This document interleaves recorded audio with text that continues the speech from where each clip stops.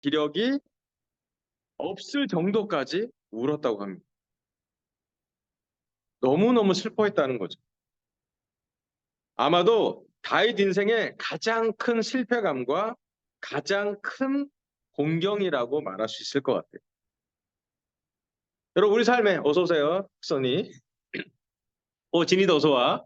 네, 지금 저 가족이 왔어요. 저기 학선이랑 진이가 남매 사이예요. 여러분 보시면 알겠지만 LA 교에서 우리 진이까지 와서 죄송합니다.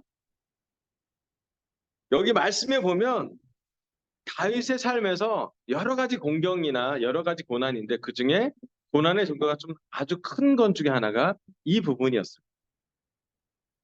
우리 강서와 제주 가정교회 제자들 공경에 처해 본 적 있어요?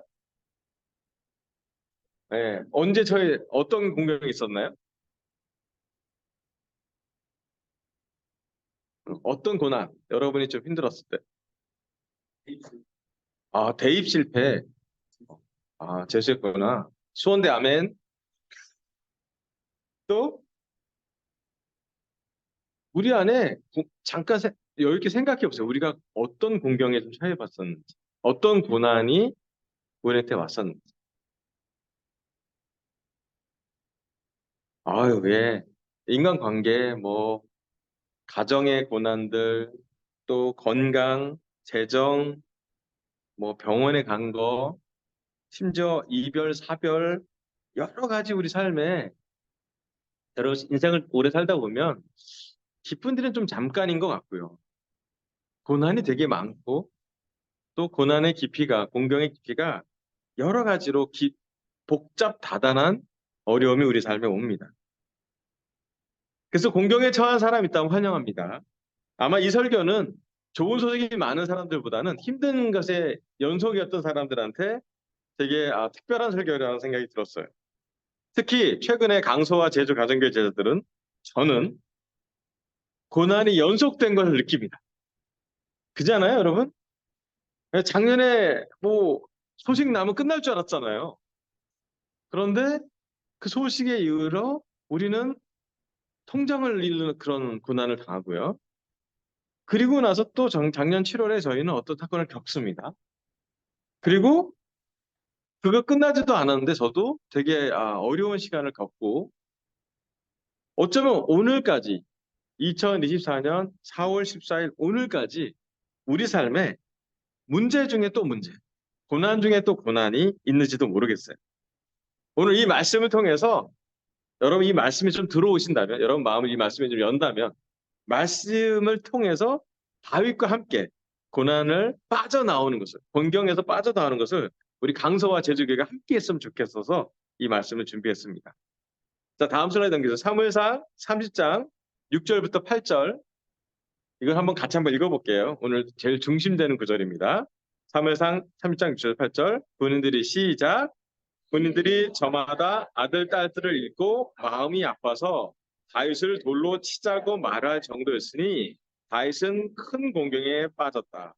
그러나 다윗은 자기가 믿는 주 하나님을 더욱 굳게 의지하였다. 다윗이 아히멜렉의 아들 제사장 아비아들에게 말하였다. 어서 나에게 에봇을 가져다 주십시오. 아비아들이 에봇을 다윗에게 가져오니 다윗이 주님께 문의하였다. 제가 이 강도들을 추격하면 따라잡을 수 있겠습니까? 주님께서 그에게 대답하였다. 내가 틀림없이 따라잡고 또 틀림없이 되찾을 것이니 추격하여라. 아멘. 다윗은 자기 아내와 아이들이 끌려왔기 때문에 처음에는 그 공경을 슬픔으로 받아들였어요. 더욱 심한 것은 다윗과 함께 전쟁에 참여했던 군인들은 다윗을 돌로 치자고 말할 정도였습니다. 우리가 곤경 또는 고난에 처하면 첫 번째 하는 사람들의 반응은요. 자신을 고난을 탓할 대상을 찾습니다. 첫 번째 우리 반응 그래요. 누구 때문이지?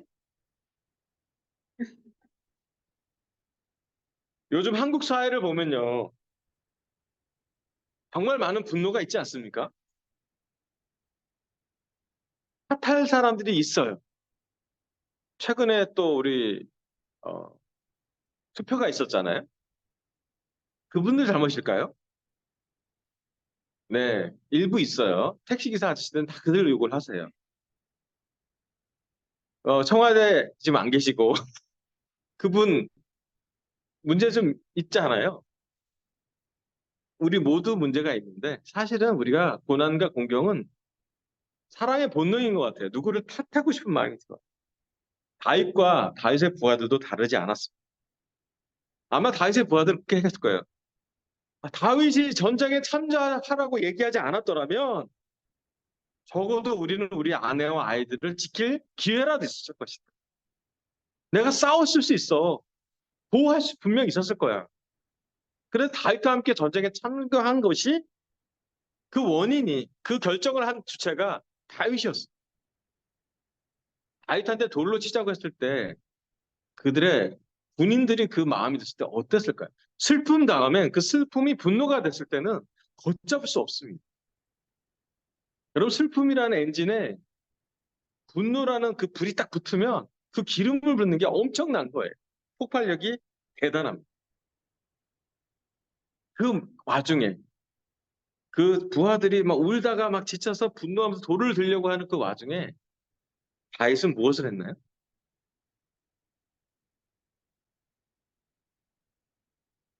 여기 말씀에 참 격려돼요. 다윗은 큰 공경에 빠졌다고 했어요.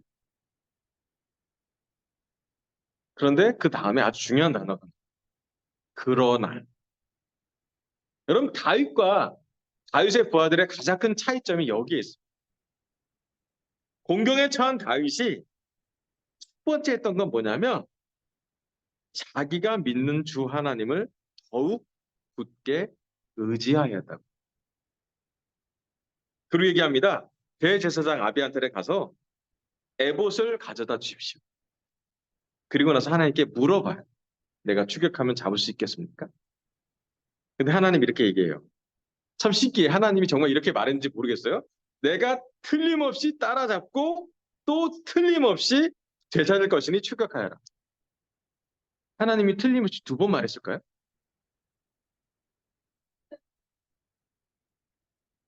아멘. 그거에 대해서 좀 설명을 해드릴게요. 제가 오늘 설교 첫 번째 포인트 넘겨주세요. 공경에 처하면 다윗은 에봇으로 하나님을 찾고 의지했답니다.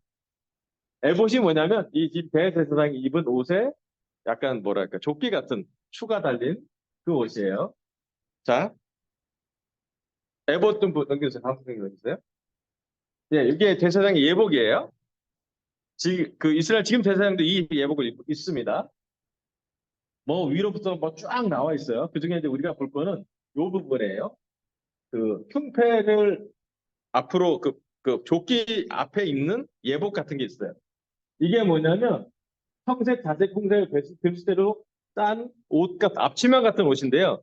핵심이 뭐냐면 이 두 개의 라인이에요. 이 두 개의 라인이 뭐냐면 우림과 둠빔이라는 한 부분이 있어요. 이게 뭐냐면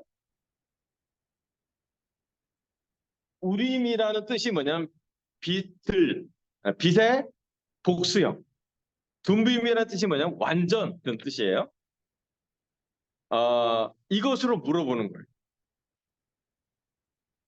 하나님이 그 구약에서 그 임재하실 때 어떤 사람한테 소리를 난 적도 있죠. 소리를 들은 적도 있죠.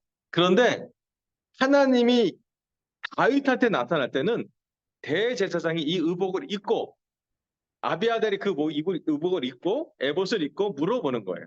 그러면 이 두 개의 그 저고리 같은 것에 하나는 우림, 하나는 둠빔으로 해서 거기서 사인이 와요. 흔들리거나 어떤 사인. 그게 하나님의 대답이라고 그가 믿어요. 그리고 이 우림과 둠빔에 대해서 여기 성경 구절을 봤으면 출격할까요? 라고 물었을 때 한 번 물은 게 아니라 아주 구체적으로 여러 번 물어본 것이라고 보는 거예요. 왜 그러냐면 찾을 수 있겠습니까? 찾을 수 있다.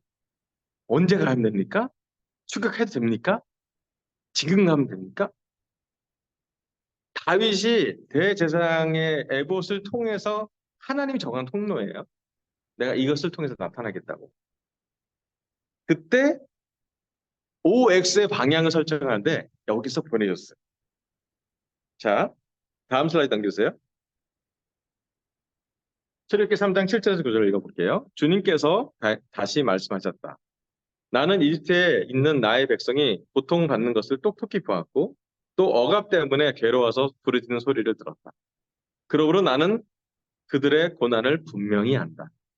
이제 내가 내려가서 이집트 사람의 손아귀에서 그들을 구하며 이 땅으로부터 저 아름답고 넓은 땅, 젖과 꿀이 흐르는 땅, 곧 가나안 사람과 헷 사람과 아모리 사람과 브리스 사람과 이윗 사람과 여부스 사람이 사는 곳으로 데려가려고 한다.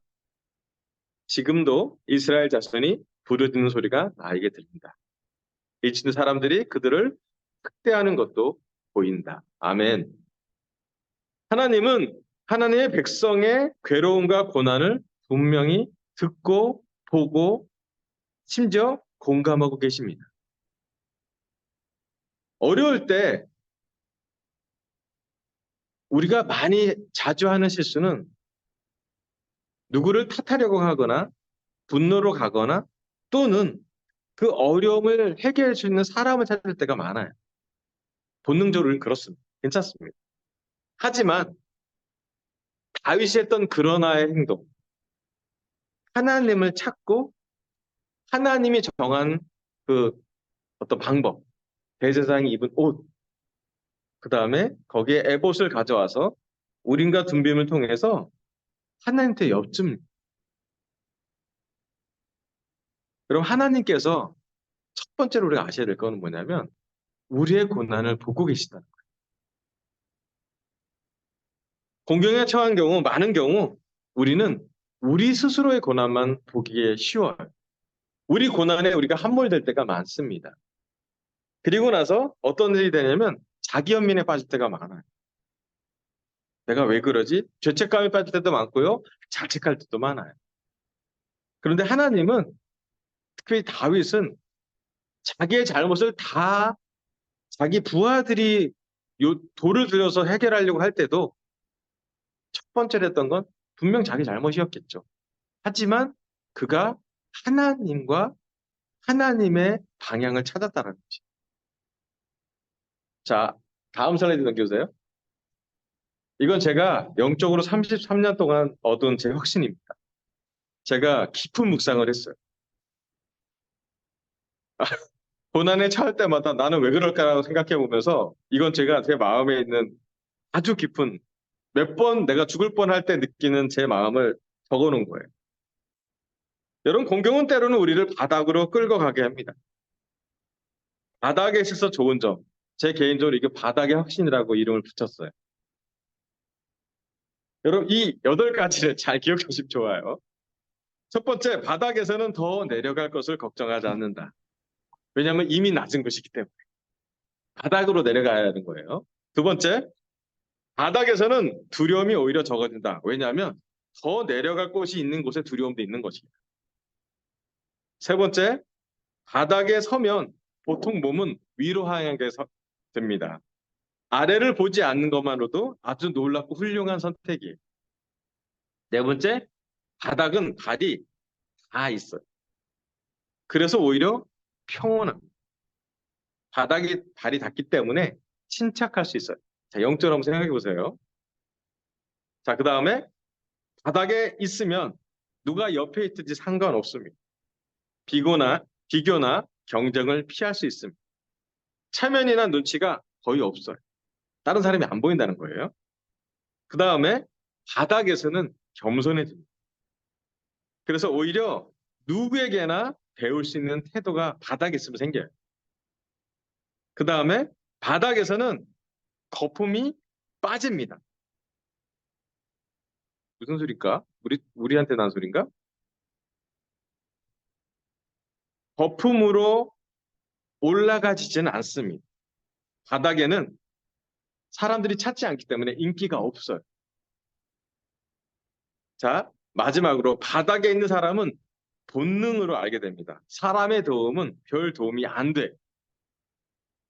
하나님이 도와야 한다는 것을 잘 알게 됩니다. 이게 제가 34년 동안 제자로 살면서 바닥에 있을 때만 느끼는 영적인 묵상이었어요. 여러분, 이 시간 우리가 강서와 제주 가정교회 제자들이 힘들다면, 고난이 있다면 환영합니다. 그런데 우리 스스로 한번 깊게 묵상해 보면 좋겠어요.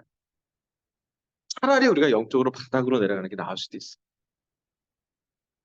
아예 없어야 미련이 없습니다. 더 내려갈 것이 없기 때문에 우리는 안정감이 들 수 있어요. 때로는 강서와 제주 가정교회 제자들이 사람들이라면 우리 사람을 의지하는 게 한계가 있을 거예요. 우리가 의지하는 게 건강이라면 우리 건강하지 않습니다. 우리가 의지하는 게 재정이라면 우리 재정 많지 않아요. 우리가 있는 건물마저도 우리는 안전하지 않아요.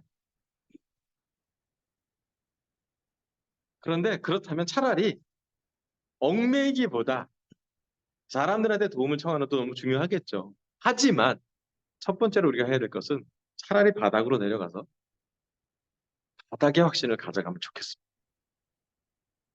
이거 잘 묵상해 보세요. 여러분, 한 번 갖고 잘 안 되지만 계속 묵상해 보면 이 말이 영적으로 다가올 때가 있을 거예요.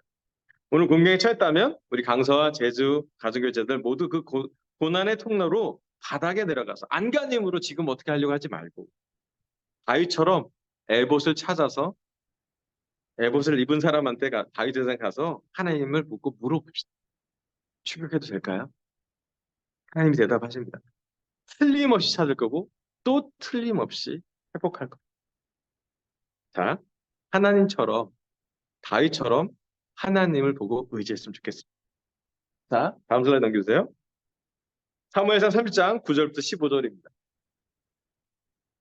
제가 읽어볼게요. 다윗은 데리고 있는 부하 600명을 거느리고 출동하였다. 그들이 부솔 시내에 이르렀을 때 낙오자들이 생겨 그 자리에 머물렀다. 그래서 부솔 시내를 건너지 못할 만큼 지친 사람 200명은 그 자리에 남겨두고 다윗은 400만을 거느리고 계속 추격하였다. 군인들이 들녘에서 한 이집트 사람을 발견하여 다윗에게로 데리고 왔다. 그들은 그에게 빵을 주어 먹게 하고 물도 주어 마시게 하였다. 그들은 또 그에게 무화과 뭉치 1개와 건포도 뭉치 2개를 주었다. 그는 밤낮 사흘 동안 빵도 먹지 못하고 물도 마시지 못하였으므로 이렇게 먹고서야 제정신을 차렸다.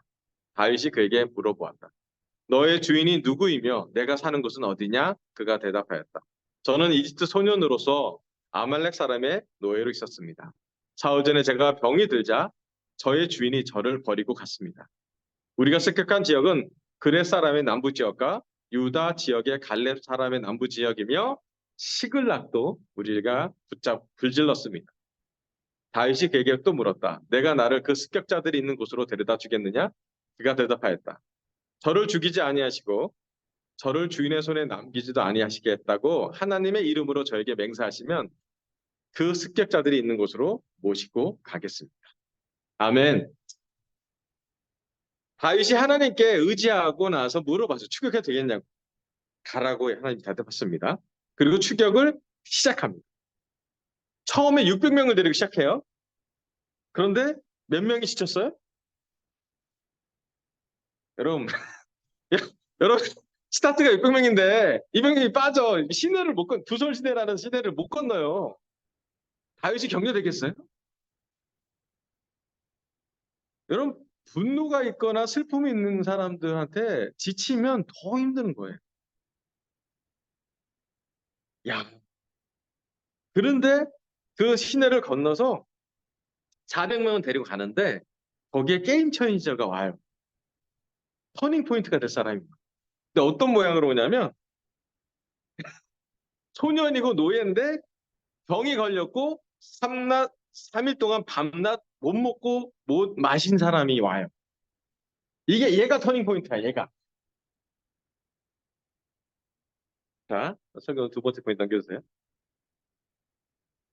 본경 속에서 다윗은 소년에게 가진 것을 나눴습니다.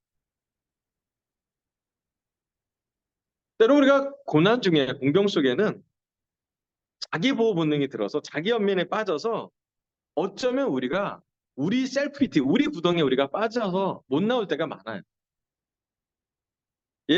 다윗은 추격 중이었습니다. 600명 중에 200명은 지쳐서 넘어오지도 못했어요. 아마 그 당시 다윗이 정비된 상태로 출발한 게 아니기 때문에 다윗과 그 나머지 400명한테 음식이 많았을까요? 출정 준비가 되지 않았을 때 출정한 거예요. 이미 출정해서 왔기 때문에 몸과 마음이 다 지친 사람이 200명이나 된 사람 상에서 먹을 것이 이렇게 많았다라고 예상하기는 어렵습니다. 그런데 다윗은 그 소년을 보고 3일 동안 빵도 먹지 못하고 물도 마시지 못하는 걸 보고 나서 다윗과 그 400명의 그 팀들은 그에게 먹을 걸 줍니다.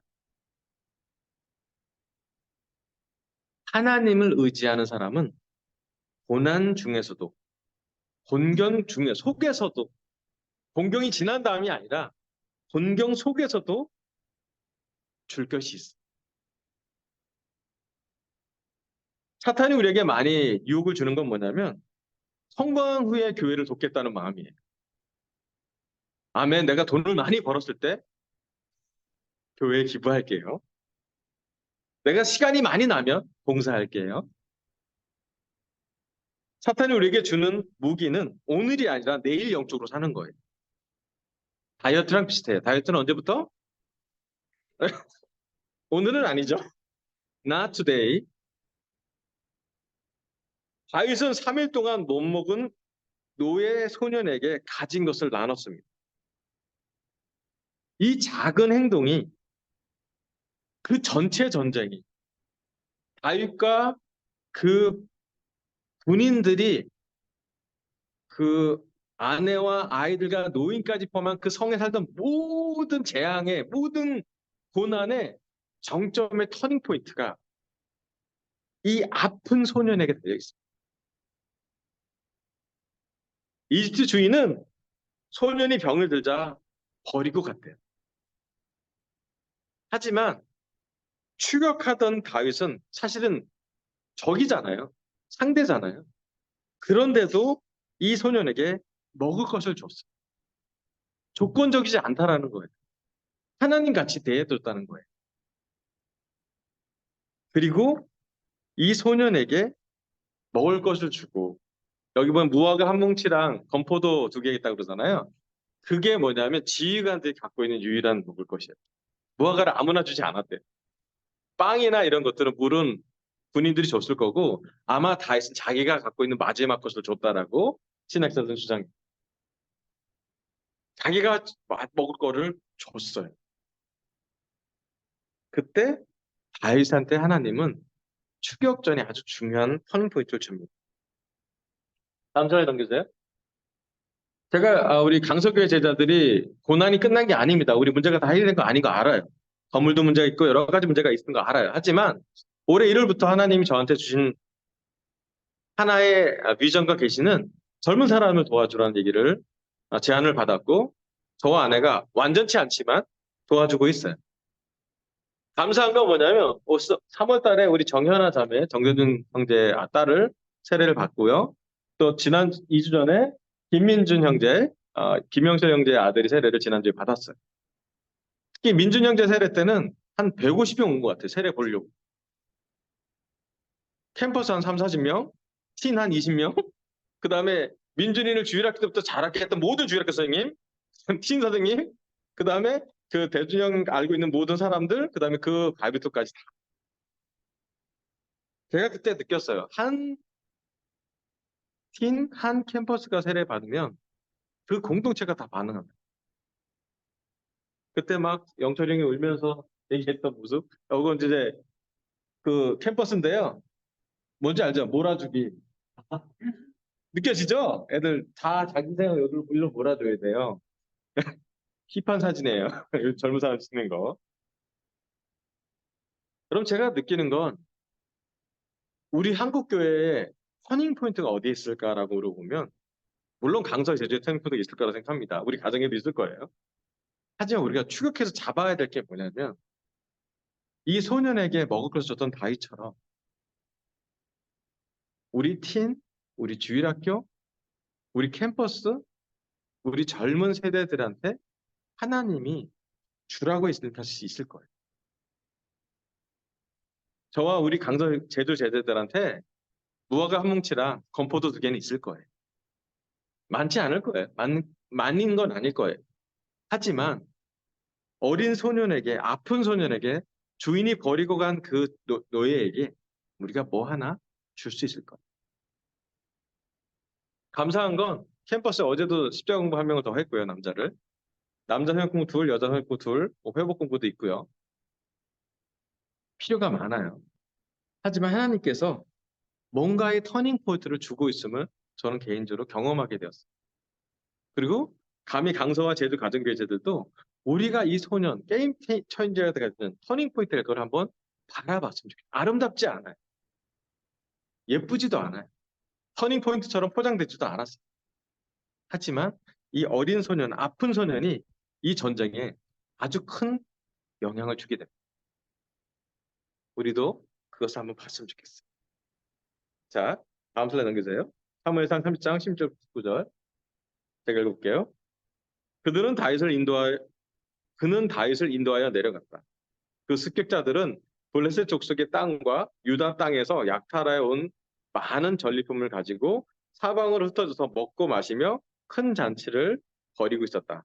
다시 새벽부터 그 이튿날 저녁 때까지 그들을 치니 그들 가운데서 낙타를 탄 젊은이 400명이 도망친 것을 말고는 한 사람도 살아남지 못하였다. 이리하여 다윗은 아말렉 사람에게 약탈 당하였던 모든 것을 되찾았다. 두 아내도 되찾았다. 다윗의 부하들도 잃어버린 것을 모두 찾았다. 다윗은 어린아이로부터 나이 많은 노인에 이르기까지 아들과 딸 그리고 전리품에서부터 아말렉 사람이 약탈하여 간 모든 것에 이르기까지 그 모든 것을 되찾았다. 이 말씀에서 가장 많이 나온 말이 모든 것을 되찾았다. 되찾았다. 아이들도 되찾았다. 아내도 되찾았다. 잃어버린 사람을 다 되찾았다고 얘기해요. 하나님이 말씀을 응답하십니다. 심지어 대승을 했고 사실 잃은 것보다 얻은 게 더 많을 거예요. 시글락성은 마지막에 친 곳이에요. 그 3번 쳤는데 마지막에 친 게 시글락성이었어요. 그 앞에 것도 다 찾았어요. 자, 다음 슬라이드. 사무엘상 30장 21절부터 22절 마지막 것도 읽어볼게요. 다윗이 부솔 개울 가까이에 이르니 전에 다윗을 따라갈 수 없을 만큼 지쳐서 그곳에 남아있던 나고자 200명이 나와서 다윗을 환영하고 다윗과 함께 오는 군인들도 환영하였다. 다윗도 그 군인들에게 가까이 다가가 따뜻하게 문안하였다. 그러나 다윗과 함께 출전하였던 군인들 가운데서 악하고 야비한 사람들은 거기에 남아있던 이들을 못마땅하여 자기들과 함께 출전하지 않았던 군인들에게는 되찾은 물건을 하나도 돌려주지 않고 말고 다만 각자의 아내와 자식들만 데리고 가게 하자고 우겼다. 그러나 다윗은 그들을 달랬다. 동지들, 주님께서 우리를 지켜주시고 우리에게 쳐들어온 습격자들을 우리의 손에 넘겨주셨어. 주님께서 우리에게 선물로 주신 것을 가지고 우리가 그렇게 처리해서는 안 돼요. 또 동지들이 제안한 이 말을 들을 사람은 아무도 없어. 전쟁에 나갔던 사람의 몫이나 남아서 물건을 지킨 사람의 몫이나 똑같아야 하오. 모두 똑같은 몫으로 나누어야 하오.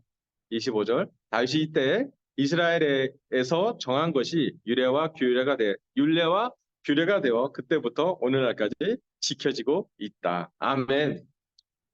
여러분 전쟁에서 대승을 치릅니다. 잃어버린 걸 다 되찾았고요. 심지어 잃어버린 것보다 더 많은 것을 다윗은 되찾았어요.